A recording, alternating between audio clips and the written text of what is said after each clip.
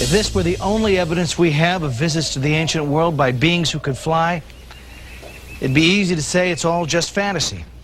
But sometimes you have to look down to look up. Nazca, Peru, one of the great mysteries of the ancient world. From the ground, Nazca is an empty, endless desert. But from the air, the secret of Nazca is revealed.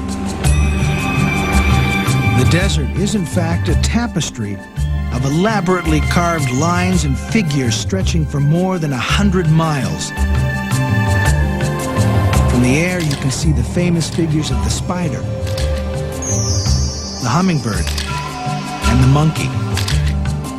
Without the ability to fly, experts don't know how the Nazcans gained the perspective needed to create such elaborate figures on such a huge scale. There's even disagreement about the purpose of these markings. Originally, they were thought to be calendar-related or astronomical guides. No one really knows. But there's more to Nazca than this ancient menagerie. The real mystery in Nazca are lines, gigantic lines looking like airstrips, and small lines, long, kilometers long. One of these lines extends 15 miles to the horizon. A giant mountaintop has been sheared off, leveled, and scraped clean to create an impressive runway-like avenue. The question is, why? Did the ancient Nazcans need runways for some kind of flying machines? This is an amazing mystery. Orthodox history has it that the ancients could not fly, that they did not have the technology to fly. If the ancients did have the technology to fly, then the whole basis of our history is completely up the creek. So if the Nazcans couldn't fly, what is the purpose of all these runway-like creations? Eric von Daniken thinks he has an answer. His theory? Spaceships landed and left marks on the desert floor. When they returned into the sky, the natives wanted them to come back. Generation after generation, they recreated these lines in tribal ritual, even though the initial visit may have fallen into their past.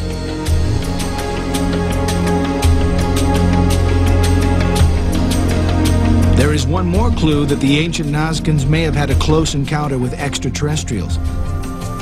The figure of El Astronato has watched the skies over Nazca for as many as 3,400 years.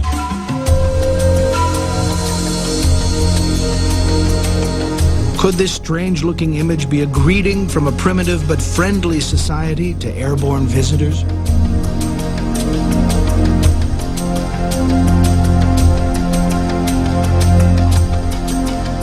Only if and when extraterrestrials return to Nazca, Peru, will the mystery of these lines and figures finally be solved.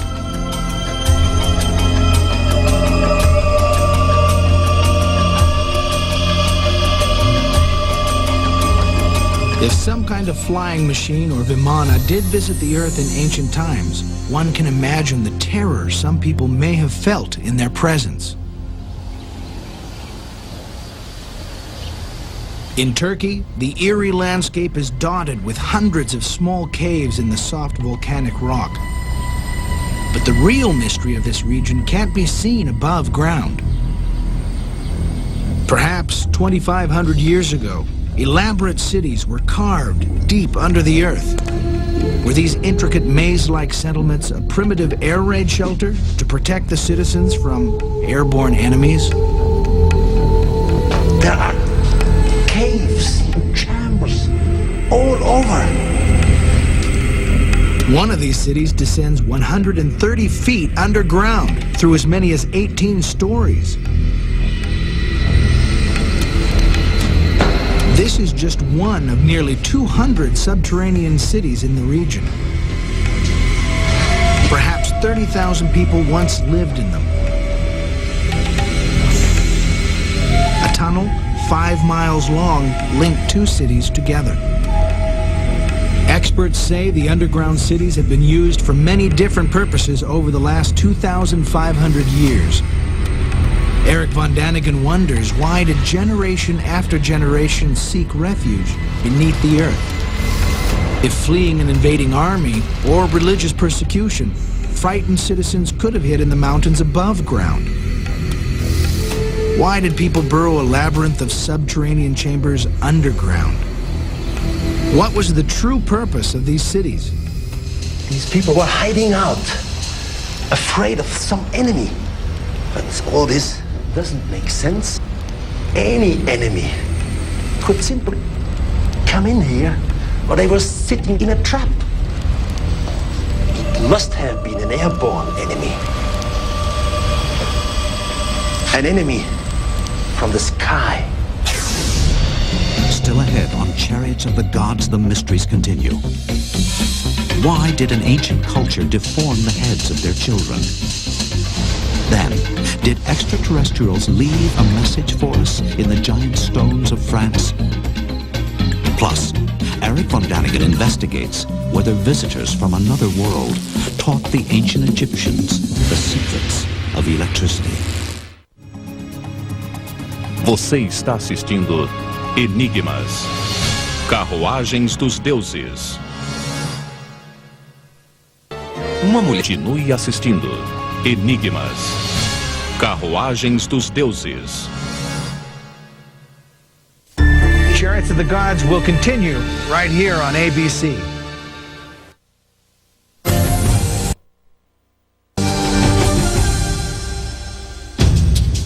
From Stonehenge in England to hundreds of other sites throughout Europe, Asia, and the Americas, there are ancient structures made from giant stones called megaliths. One of the most impressive megalithic sites in the world is in the Brittany region of France near the town of Carnac. Eric von Daniken has spent years investigating this silent stone monument to our mysterious past. He believes these stones could not have been moved and arranged by primitive man without the help from teachers from above. At least 7,000 years ago, our ancestors created thousands and thousands of stones, and they arranged them in lines, straight lines for miles and miles. They loom like giant soldiers marching in formation to the sea. These are the megaliths of Carnac in France. Now this is the largest megalith ever moved in ancient Europe. It's man-made, cut, as you can see. Once the whole piece was over 60 feet, and its weight was 350 tons. If these giant stones were moved and arranged 7,000 years ago, they would be among the oldest creations on the planet. But were they created by human beings? At that time in human history, our ancestors were still hunter-gatherers, struggling daily for survival. Their tools were primitive, and the wheel had not yet been invented. How were these thousands of stones transported, and what was their purpose? Until today, archaeology has no answer for this mystery. Well, since we have computer technology, and since we know how to fly, we might have an answer. Eric von Daniken reveals his theory that based on aerial reconnaissance, the builders of these alignments had a sophisticated understanding of geometry, triangulation, and the Pythagorean theorem. But these stones were arranged 4,000 years or more before the Greeks supposedly invented geometry. Eric von Daniken wonders who taught the megalithic builders their math lessons. He believes extraterrestrials came to Earth and encoded a message in the stones of Carnac.